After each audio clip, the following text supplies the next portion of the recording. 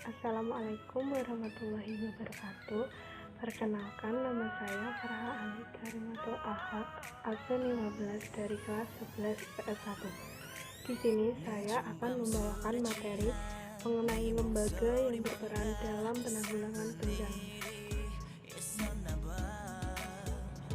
Lembaga yang berperan dalam penanggulangan bencana diantaranya adalah Badan Nasional Penanggulangan Bencana, perumusan dan penetapan kebijakan penanggulangan bencana dan penanganan pengungsi dengan bertindak cepat dan tepat, serta efektif dan efisien, dan pengkoordinasian pelaksanaan kegiatan penanggulangan bencana secara terencana, terpadu, dan menyeluruh. Tugas BNPN: 1. Memberikan pedoman dan pengarahan terhadap usaha penanggulangan bencana yang mencakup pencegahan bencana, penanganan tanggap darurat, rehabilitasi, dan rekonstruksi secara adil dan setara. 2. Menetapkan standarisasi dan kebutuhan penyelenggaraan penanggulangan bencana berdasarkan peraturan perundang-undangan.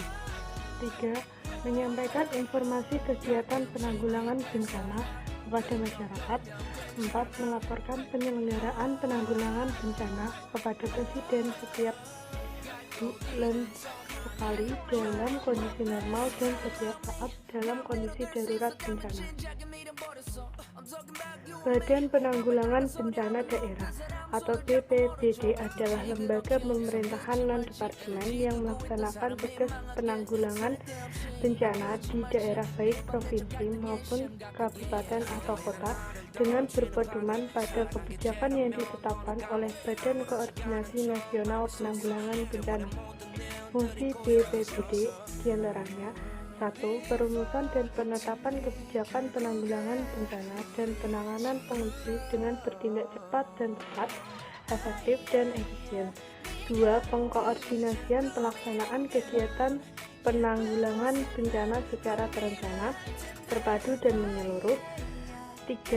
Penyusunan pedoman operasi terhadap penanggulangan bencana, penyampaian informasi kegiatan penanggulangan bencana kepada masyarakat. 4. Penggunaan dan pertanggungjawaban sumbangan atau bantuan.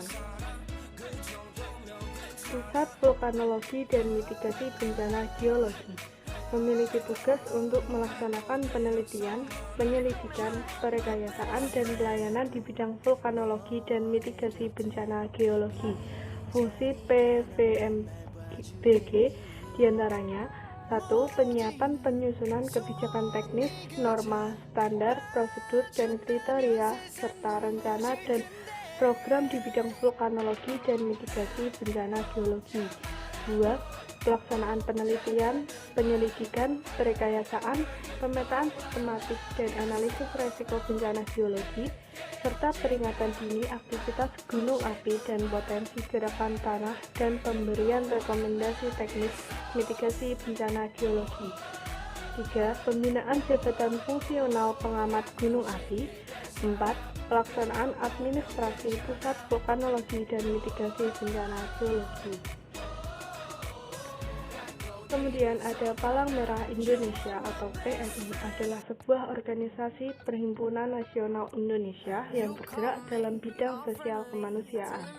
Beberapa tujuannya adalah meningkatkan kapasitas sumber daya organisasi PMI di berbagai tingkatan, baik sumber daya manusia dan sarana prasarana yang diperlukan dalam operasi penanganan bencana di seluruh wilayah Indonesia. Meningkatkan ketahanan masyarakat untuk mengurangi resiko dan dampak bencana serta penyakit. Kemudian ada Departemen Kehutanan, Ditjen Pengendalian Kebakaran Hutan. Tugasnya yaitu melaksanakan penyiapan perumusan, pelaksanaan, koordinasi dan sinkronisasi kebijakan, bimbingan teknis dan evaluasi bimbingan teknis, dan supervisor pelaksanaan urusan di daerah bidang pengendalian kebakaran hutan dan lahan. Fungsi DK dan DPK yaitu kebijakan pencegahan, penanggulangan, sistem kemitraan, dan masyarakat peduli api, tenaga dan sarana prasarana pengendalian kebakaran hutan dan lahan.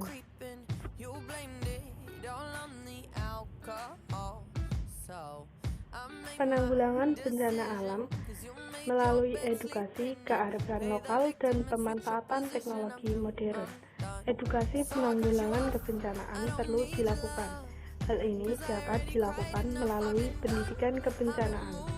Dengan pendidikan kebencanaan, masyarakat memiliki pengetahuan, sikap, dan keterampilan tentang kesiapsiagaan bencana dan tanggap darurat bencana.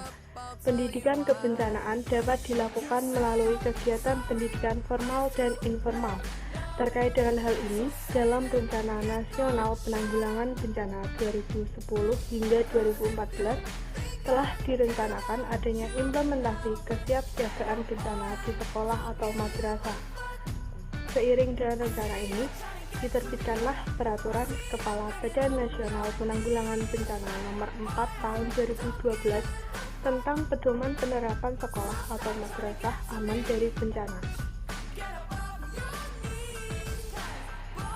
Kemudian ada kearifan lokal, adalah kekayaan budaya setempat yang mengandung kebijakan hidup, pandangan hidup atau way of life yang mengakomodasi kebijakan atau wisdom dan kearifan hidup.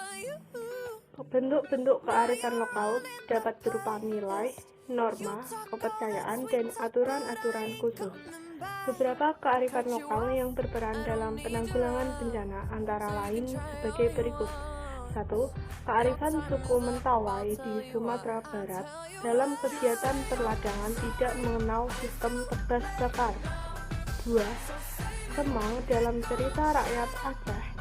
Semong menjadi semacam mitigasi bencana yang menyerukan kepada penduduk untuk lari ke bukit ketika terjadi gempa. 3. Tradisi Tanak Ulen, suku Dayak Kenyah di Kalimantan Timur yang melarang penduduk untuk menebang pohon, membakar hutan, membuat ladang, dan melakukan aktivitas-aktivitas lain yang menimbulkan kerusakan hutan di dalam wilayah Tanak Ulen. 3. Ada pemanfaatan teknologi modern. Dalam kesiapsiagaan menghadapi bencana dapat menyelamatkan nyawa dan membantu mencegah kerusakan lingkungan. Contoh teknologi modern dalam penanggulangan bencana antara lain ada teknologi modifikasi cuaca yang telah sering diterapkan untuk penanggulangan bencana asap kebakaran lahan dan hutan di sejumlah provinsi di Pulau Sumatera dan Kalimantan. Untuk mendeteksi ada atau tidaknya gelombang tsunami, Indonesia menggunakan sistem Indonesia Tsunami Early Warning System atau INATIWS. Wujud partisipasi masyarakat dalam mitigasi bencana alam di Indonesia. Ada hak masyarakat diantaranya yaitu 1. Mendapatkan perlindungan sosial dan rasa aman, khususnya bagi kelompok masyarakat rentan bencana. 2. Mendapatkan pendidikan, pelatihan, dan keterampilan dalam penyelenggaraan penanggulangan bencana. 3. Mendapatkan informasi secara tertulis dan atau lisan tentang kebijakan penanggulangan bencana. 4. Berperan serta dalam perencanaan, pengoperasian, dan pemeliharaan program penyediaan bantuan pelayanan kesehatan termasuk dukungan psikososial. 5. Berpartisipasi dalam pengambilan keputusan terhadap kegiatan penanggulangan bencana, khususnya yang berkaitan dengan diri dan komunitasnya. 6. Melakukan pengawasan sesuai dengan mekanisme yang diatur atas pelaksanaan penanggulangan bencana. 7. Setiap orang yang terkena bencana berhak mendapatkan bantuan pemenuhan kebutuhan dasar. 8. Setiap orang berhak untuk memperoleh ganti kerugian karena terkena bencana yang disebabkan oleh kegagalan konstruksi. Kemudian ada kewajiban masyarakat. 1. Menjaga kehidupan sosial masyarakat yang harmonis, memelihara keseimbangan, keserasian, keselarasan, dan kelestarian fungsi lingkungan hidup. 2. Melakukan kegiatan penanggulangan bencana. 3. Memberikan informasi yang benar pada publik tentang penanggulangan bencana. Sekian materi dari saya. Wassalamualaikum warahmatullahi wabarakatuh.